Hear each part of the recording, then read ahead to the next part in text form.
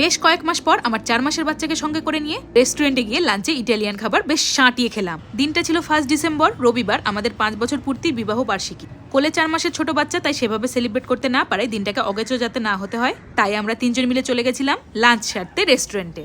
কাছাকাছি rooftop restaurant Google ম্যাপে দেখেই চলে গেছিলাম সেরেনিটিতে। গিয়ে সেই একঘেয়ে রাইসের আইটেম না খেয়ে ভাবলাম কিছু ইটালিয়ান ট্রাই করি। সুন্দর একটা জায়গা ধরে বসেই মেনু কার্ড থেকে অর্ডার দিয়ে দিলাম রোস্টেড চিকেন পিৎজা এবং বারবিকিউ উইংস। এটা প্রথমে স্টার্টার হিসেবে নিয়েছিলাম। চলো এবার খেয়ে বলি এটা খেতে কেমন। খুব সুন্দরভাবে ওপর থেকে চিলি ফ্লেক্স এবং অরিগানো দিয়েই পিৎজাটা এক কামড় মুখে দিতেই আমার তো অসাধারণ লেগেছে, জাস্ট দুর্দান্ত।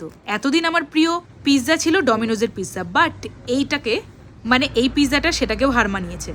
আর সাথে এই বারবিকিউ উইংসটাও খেতে ছিল দুর্দান্ত, বেশ গরম গরম ঝালঝাল একটা আচারি ফ্লেভার ছিল। আমার তো দুর্দান্ত লেগেছে। আর এদিকে পিৎজা নিয়েছি, কোল্ড ড্রিঙ্কস হবে না তা তো হয় না, ভুলেই গেছিলাম অর্ডার করতে। আসলে পর থেকে 1 গ্লাস কোক অর্ডার করেছিলাম।